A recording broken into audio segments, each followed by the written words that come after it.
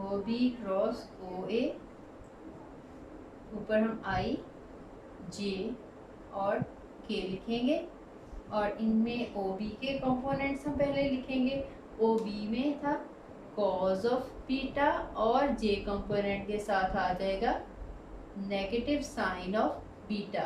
ठीक है, के कंपोनेंट नहीं है तो हम यहाँ पे ये ज़ीरो ज़ीरो लगा देंगे, इसका भी ज़ीरो आ जाएगा, इसका भी ज़ीरो आ जाएगा क्योंकि ये प्लेन में है। अब यहाँ पे इसके कंपोनेंट ओ ए वेक्टर के लगा लेंगे, वो आ जाएगा कॉज ऑफ एल्फा और कॉज ऑफ बीटा। अब देखें, अब इनका मैं क्रॉस प्रोडक्ट लूँगी, अगर मैं आई के साथ लूँगी तो ये आ जाएगा sine negative sine of beta into zero और उसके बाद फिर ज़ीरो इंटू दिस, ये सारा आंसर जो है वो ज़ीरो हो जाएगा। लिखना है तो आप एक दफ़ा लिख लें, जब हम आई का लिखेंगे तो ये रो या कॉलम छोड़ेंगे माइनस साइन ऑफ बीटा और आ जाएगा ज़ीरो और आ जाएगा cos of beta and zero. फिर नेगेटिव जे के साथ जब हम इसको ओपन करेंगे डिटर्मिनेंट को तो आ जाएगा कॉज ऑफ बीटा और कॉज ऑफ एल्फा और यहाँ पे आ जाएगा अगेन ज़ीरो एंड ज़ीरो। और जब हम इसको इसका के कंपोनेंट के साथ ओपन करेंगे तो ये आ जाएगा प्लस के कॉज ऑफ बीटा और इस साइड पे आ जाएगा माइनस साइन ऑफ बीटा, ये कॉज ऑफ एल्फा और आ जाएगा साथ में साइन ऑफ एल्फा। अब देखें ये डिटर्मिनेंट ज़ीरो हो जाएगा। ठीक है, इनकी जब हम क्रॉस प्रोडक्ट लेंगे ये ज़ीरो हो जाएगा, ये वाला भी जब मैंने क्रॉस प्रोडक्ट इनकी जब इनको डिटर्मिनेंट इनका ओपन करेंगे कॉज ऑफ बीटा ज़ीरो के साथ मल्टीप्लाई होकर ज़ीरो हो जाएगा, यहाँ पे कॉज ऑफ एल्फा भी ज़ीरो हो जाएगा। तो ये दोनों कंपोनेंट जो है वो ज़ीरो हो जाएंगे, जस्ट हमारे पास के कंपोनेंट आ जाएगा। के कंपोनेंट के साथ हमारे पास आ जाएगा कॉज ऑफ बीटा और साइन ऑफ एल्फा और फिर कॉज ऑफ एल्फा और नेगेटिव साइन ऑफ बीटा।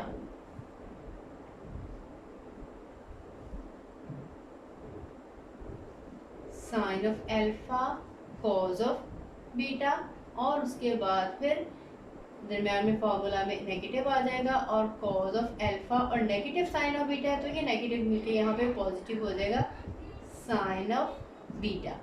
ठीक है, ये नेगेटिव क्योंकि डिटर्मिनेंट निकालते हुए दरम्यान में नेगेटिव सिंबल आती है, एक वो वाला नेगेटिव है और एक ही वाला नेगेटिव मिलके यहाँ पे पॉजिटिव सिंबल आ गई है। अब ये जो ओ बी और ओ ए था इनकी भी अगर हम क्रॉस प्रोडक्ट लेंगे तो आ जाएगा O A magnitude into O B magnitude into cause of sine of the angle between them. Sine of the angle between them is alpha plus beta और साथ में क्योंकि ये एक्स डायरेक्शन से वाई डायरेक्शन में जा रहे हैं तो इधर भी के ही आएगा। ठीक है, एक्स और वाई दोनों के परपेंडिकुलर अगर एक्स एक्सिस से वाई की तरफ हम रोटेट कर रहे हैं एंटी क्लॉकवाइज डायरेक्शन में तो पॉजिटिव के है, अगर हम वाई से एक्स की तरफ रोटेट करते तो फिर यहाँ पे नेगेटिव के आना था। ठीक है, इस साइड पे भी के है, इस साइड पे भी के यूनिट वेक्टर है, तो इसका मतलब यह है या तो हम दोनों साइड पे मैग्नीट्यूड ले लें, इधर भी ले लें इधर भी ले लें, ये भी इसकी मैग्नीट्यूड 1 आ जाएगी और इसकी मैग्नीट्यूड 1 आ जाएगी। अदरवाइज हम कहेंगे क्योंकि ये दोनों वेक्टर इक्वल हैं इसलिए जो के का कोफिशिएंट है इस के कोफिशिएंट के इक्वल है, तो मैं कह सकती हूँ ये ओ बी की मैग्नीट्यूड 1, ये भी ओ बी की मैग्नीट्यूड जो है 1 है और साथ में sine of alpha plus beta के इज इक्वल्स टू, ये के हम इधर लिख लें या इधर लिख लें एक ही बात है, लेकिन जनरली हम ये कोफिशिएंट जो है क्योंकि ये कांस्टेंट एक नंबर है पहले लिखते हैं और ये के बाद में लिखते हैं, अगर पहले भी लिख लिया तो ऐसे कोई फ़र्क नहीं पड़ेगा। नेक्स्ट स्टेप में हम इसको और वैसे ही रिमूव कर देंगे cause of beta plus cos of alpha और साइन ऑफ बीटा और साथ में आ जाएगा के। अब जब हम दोनों साइड पे कोफिशिएंट कंपैरिजन करेंगे ये 1 1 मल्टीप्लाई होके जो ये तो खत्म हो जाएगा, तो यहाँ से आ जाएगा sine alpha plus beta equals to sine of alpha cos of beta plus cos of alpha and sine of beta. Exercise में इसके साथ का एक क्वेश्चन दिया हुआ है वो उसमें साइन एल्फा माइनस बीटा वाला आपने जो है प्रूव करना है, तो वो बिल्कुल इसी वे में कर लेंगे। उसको मैं हम पहले भी एक्सप्लेन कर चुके हैं कॉज वाले में, उसमें जस्ट हम क्या करेंगे कि अगर आपने ये एक्स एक्सिस है, ये वाई एक्सिस है। अगर ओ ए ऊपर लिया है तो ओ बी भी हम ऊपर ही लेंगे यहाँ पे, ठीक है। दोनों की लेंथ जो है वो आपने एक जितनी रखनी है, 1 ही रखनी है। अब इसका एंगल अल्फा है, ये वाला एंगल बीटा है, तो अल्फा प्लस बीटा दोनों के जो दरमियान वाला एंगल है यहाँ से यहाँ तक, ये अल्फा में से बीटा सब्ट्रैक्ट करने से आएगा, ठीक है। उससे इसके कंपोनेंट आ जाएंगे कॉज ऑफ अल्फा और साइन ऑफ अल्फा, और इसके आ जाएंगे cos of beta and sine of beta, ठीक है। और बाकी सारा इसी तरह से हम क्रॉस प्रोडक्ट लेंगे, सिंप्लीफाई करेंगे तो अल्फा माइनस बीटा वाला फार्मूला जो है वो आ जाएगा।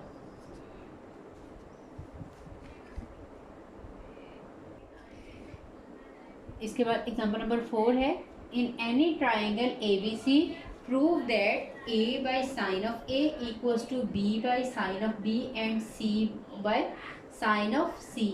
इसको अलाउ साइंस भी कहते हैं, ये भी प्रूव किया हुआ है हमने। अब हम इसको वेक्टर के मेथड से प्रूव करेंगे। तो इसमें भी अब हमने ये स्मॉल ए बी सी है, ये ट्राइंगल की साइड्स हैं, ठीक है, साइड्स की लेंथ है। और ये जो capital A capital B capital C है, ये ट्राइंगल के इंटरनल एंगल्स हैं। तो हम स्टार्ट करेंगे।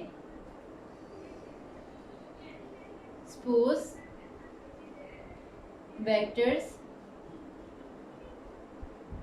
ए B and C are along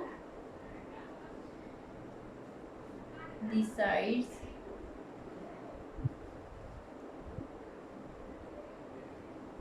BC, CA and AB respectively.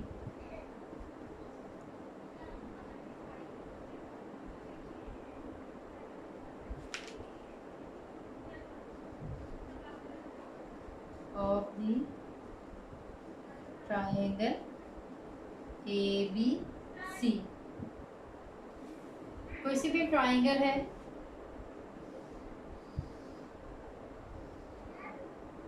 इसके वर्टिसेस हैं, ये ए है, ये बी है और ये इसका सी वर्टेक्स है। तो ये जो ए वेक्टर है ये बी सी के लॉन्ग है, जो बी वेक्टर है वो सी ए के लॉन्ग है, और जो सी है वो ए बी के अलॉन्ग है। वो हम लिख लेते हैं। ए की ये जो अपोजिट साइड है ये है स्मॉल ए वेक्टर और इसकी डायरेक्शन बी से सी, और फिर सी से ए ये बी वेक्टर है, और फिर ए से बी ये स्मॉल सी वेक्टर है। उसके बाद क्योंकि अब ये ट्राइंगल है, ये सारे मैंने एक ही डायरेक्शन में लिए, एंटी क्लॉकवाइज डायरेक्शन में, तो इन सब का जो रिजल्टेंट होगा वो हमेशा ज़ीरो वेक्टर होगा। हम कहेंगे therefore A plus B plus C should be equals to zero. यहाँ पे एक्चुअली ये जो ज़ीरो ज़ीरो वेक्टर ही होता है। अब हम इसमें से एक वेक्टर को दूसरी साइड पे ले जाते हैं, किसी को भी ले जाएं तो ऐसे ये थ्योरम जो है वो प्रूव हो जाएगा। ए को उस साइड पे ले जाएं, बी को ले जाएं, या फिर सी को ले जाएं।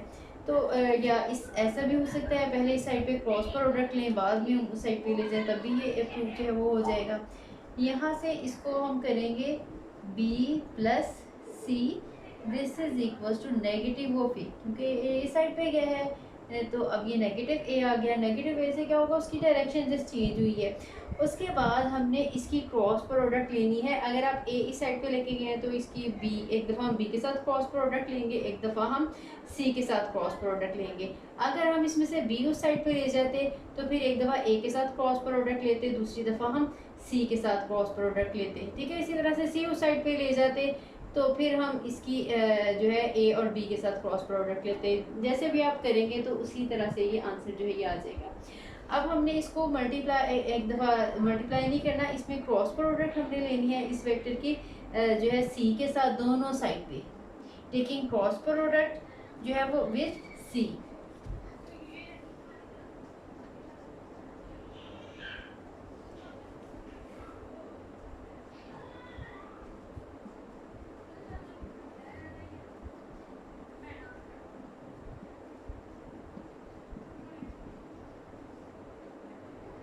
स्मॉल सी वेक्टर है उसके साथ हमने क्रॉस प्रोडक्ट लेनी है। तो आप लेफ्ट पे भी लेनी है और राइट पे भी लेनी है। बी प्लस सी क्रॉस सी। अगर इस साइड पे हम इसके राइट साइड पे सी के साथ क्रॉस लगा रहे हैं तो ए के भी आप राइट साइड पे क्रॉस सी लगाएंगे। लेकिन अगर मैं यहाँ पे सी क्रॉस बी प्लस सी लिखती तो यहाँ पे भी सी क्रॉस ए लिखती। ठीक है, जिस ऑर्डर में आपने लेफ्ट साइड पे लिखना है उसी ऑर्डर में आपने राइट साइड पे लिखना है। ये नेगेटिव ए क्रॉस सी हो जाएगा। अब हम इस क्रॉस प्रोडक्ट को ओपन कर लेते हैं। ठीक है, ये हमारी डिस्ट्रीब्यूटिव प्रॉपर्टी क्योंकि वेक्टर्स में होल्ड करती है, तो ये जो क्रॉस प्रोडक्ट है ये सी के साथ और फिर बी के साथ और सी के साथ डिस्ट्रीब्यूट हो जाएगी। ये आ जाएगा B cross C plus C cross C equals to A cross C. अब देखेंगे सी क्रॉस सी का आंसर जो है ये 0 हो जाएगा, क्योंकि किसी भी वेक्टर की उसी के साथ क्रॉस प्रोडक्ट लें तो उसमें एंगल क्योंकि 0 आ जाएगा। और हमारा फार्मूला है क्रॉस प्रोडक्ट का। देखिए जैसे कोई भी u क्रॉस u सपोज ले लें, मैं जनरल लिख लेती हूँ, तो magnitude of u into magnitude u into sine of the angle between them that is 0 degree. ठीक है, साथ में एक एन यूनिट कोई सा भी आ जाएगा। अब क्योंकि साइन ऑफ 0 का आंसर 0 होता है, इसलिए ये सारे क्रॉस प्रोडक्ट का आंसर 0 हो जाएगा। किसी भी वेक्टर के उसके साथ क्रॉस प्रोडक्ट लेंगे तो आंसर 0 आ जाएगा। तो इसका आंसर जो है वो 0 हो गया। तो यहाँ से हमारे पास b क्रॉस सी का आंसर जो है वो नेगेटिव a क्रॉस सी के आंसर के इक्वल आ गया। ठीक है, अब हम इनकी क्रॉस प्रोडक्ट को ओपन कर लेते हैं, या ये नेगेटिव की वजह से हम इसका सिंबल जो है इसकी ऑर्डर चेंज कर लेते हैं। नेगेटिव a क्रॉस सी है तो इसको हम लिख सकते हैं b cross C is equals to c cross a। ठीक है, जब भी नेगेटिव सिंबल क्रॉस प्रोडक्ट में क्योंकि कम्यूटेटिव प्रॉपर्टी होल्ड नहीं करती, तो जब हम इनका ऑर्डर जो है चेंज करें, a क्रॉस b को b क्रॉस a लिखेंगे तो उसके साथ नेगेटिव सिंबल लगेगी। अब ये नेगेटिव है तो अब ये पॉजिटिव हो जाएगी।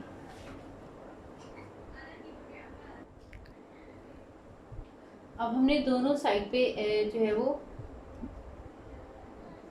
इसकी मैग्नीट्यूड ले लेनी है। b cross c magnitude is equals to c cross a magnitude. अब देखें जब हम इसकी लेंगे तो इससे क्या होगा कि आपका जो यूनिट वेक्टर था वो नहीं आएगा जब हम वेक्टर लेंगे, क्योंकि उसकी लेंथ जो है वो 1 होती है। तो इसका याद आएगा magnitude of p into magnitude of c into sine of the angle between them. ठीक, अगर याद रखिएगा, अगर आपने इस फॉर्म में लगाना है तो साथ में इसके साथ भी यूनिट वेक्टर आएगा और इसके साथ भी यूनिट वेक्टर आएगा। लेकिन अगर हम मैग्नीट्यूड हम लगा रहे हैं तो फिर दोनों साइड पे जो यूनिट वेक्टर साथ में आना था हम वो नहीं लिखेंगे। अब देखना है ये है कि b और c के दरमियान में एंगल कौन सा है। ये b वेक्टर है और ये c वेक्टर है, दोनों के दरमियान में एंगल ये वाला बन रहा है हमारा। ठीक है, अब लेकिन ये देखें एंगल हम इस तरह से लगा नहीं सकते, क्योंकि ये b का टर्मिनल पॉइंट है और c का इनिशियल पॉइंट है। जब भी हमने एंगल लेना हो तो हमेशा हम दोनों के इनिशियल पॉइंट जो है वो एक जगह पे रखेंगे और फिर हम इनका एंगल फाइंड आउट करेंगे। यही अगर हम आगे ये वाला शिफ्ट कर रहे हैं, ठीक है, मैंने थोड़ा सा आगे ये किया, ड्रॉ इसको एक्सटेंड करके कर दिया, तो ये जो एंगल ये वाला अब एंगल बना है ये एंगल है असल में b और c वेक्टर के बिटवीन। क्योंकि अंदर वाला एंगल जो है वो a है तो बाहर वाला एंगल जो है this is pi minus a। यहाँ पे आ जाएगा साइन पाई माइनस a।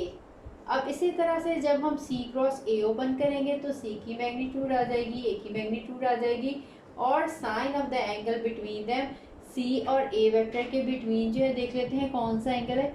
ये c है और ये a है। इसमें देखें हमारे पास ये a वेक्टर का तो और यहाँ पे इनिशियल पॉइंट ये है, लेकिन जो हमारे पास c वेक्टर है इसका यहाँ पे टर्मिनल पॉइंट है, तो इसको मुझे आगे को एक्सटेंड करना पड़ेगा। मैं ये वाला एंगल जो है लिखना चाह रही हूँ, क्योंकि इन दोनों के बिटवीन ये एंगल बनेगा। ये वाला एंगल, ये जो इंटरनल एंगल है, ये दोनों का जो है दरमियान वाला एंगल नहीं है। ठीक है, ये b अगर होगा तो ये जो बाहर वाला एंगल है ये पाई माइनस b होगा, क्योंकि पूरी एक लाइन पे आपने पढ़ा हुआ है ये थ्योरम 180 एंगल्स होते हैं। ठीक है, यहाँ से स्टार्ट करके कोई भी आप स्ट्रेट लाइन जो है वो यहाँ से स्टार्ट करेंगे यहाँ तक, तो ये टोटल 180 एंगल्स बनेंगे। तो यहाँ से यहाँ तक 180 या पाए आ गया, तो पाए में से अगर हम इतना एंगल निकाल देंगे तो ये वाला एंगल रह जाएगा, इस साइड वाला। This is sine pi minus B. अब हम इसको सिंप्लीफाई कर लेते हैं थोड़ा सा, क्योंकि b की लेंथ हम अब मैं देखिए इसमें वेक्टर की सिंबल नहीं लगा रही, अब ये b की लेंथ b है और इसी तरह से c की लेंथ जो है वो c ले रही हूँ। और sine of pi minus a ये हमने प्रूव जो वो किया हुआ है, साइन ऑफ a ही होता है। फर्स्ट टाइम हमने प्रूव किया हुआ है sine of pi minus a is again equal to sine of a। इसी तरह से c की मैग्नीट्यूड c आ जाएगी, a की मैग्नीट्यूड जो है a आ जाएगी, और साइन पाई माइनस b का आंसर जो है वो साइन ऑफ b ही आ जाएगा। ठीक है, आप देखें दोनों साइड पे ये c, अब ये a b c जो भी है इसमें ये स्मॉल वाले ये रियल नंबर्स हैं। अब c के साथ हम बोथ साइड्स को डिवाइड कर सकते हैं। यहाँ से हमारे पास आ जाएगा b sine of a and a sine of b। अब हम यहाँ से ये रिजल्ट निकाल सकते हैं कि अगर ये b है तो ये साइन ऑफ b इस साइड पे नीचे ले जाएंगे, और a है तो साइन ऑफ a इसके नीचे ले जाएंगे। आ जाएगा b sine of b equals to a by sine of a। ठीक है, ये हमने यहाँ तक रिजल्ट निकाल लिया। यहाँ पे हमने क्रॉस प्रोडक्ट इसकी ली थी सी के साथ बोथ साइड पे। अब यही क्रॉस प्रोडक्ट यहाँ से अगर हम बी के साथ लेंगे क्रॉस प्रोडक्ट, तो बी क्रॉस बी का आंसर 0 हो जाएगा, और यहाँ से सी क्रॉस बी का आंसर ए क्रॉस बी के साथ बी आ जाएगा, बी के इक्वल। बिल्कुल यही सारा प्रोसीजर करेंगे जो हमने यहाँ पे किया है, तो वहाँ से हमारा जो रिज़ल्ट आएगा वो मैं लिख लेती हूँ, साथ में भी लिख देते हैं।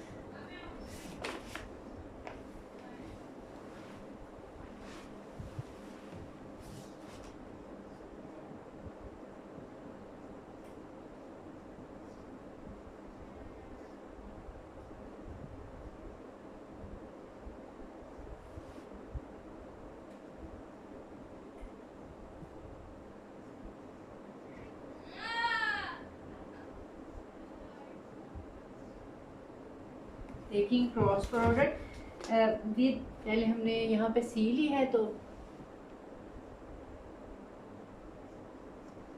अब हम बी के साथ क्रॉस प्रोडक्ट लेंगे, तो वहाँ से हमारे पास रिजल्ट आ जाएगा a by sine of a equals to c by sine of c। ठीक है, अब ये देखिए हमारे पास फर्स्ट रिजल्ट था और ये हमारे पास सेकेंड रिजल्ट है। तो इन दोनों को अगर हम कंबाइन करें, देखिए यहाँ पे आ रहा है b over sine of b is equal to a over sine of a, यहाँ पे आ रहा है a over sine of a equals to c over sine c। इसका मतलब है ये इसके भी इक्वल है और ये इसके भी इक्वल है। इसका मतलब ये तीनों जो हैं रिजल्ट ये आपस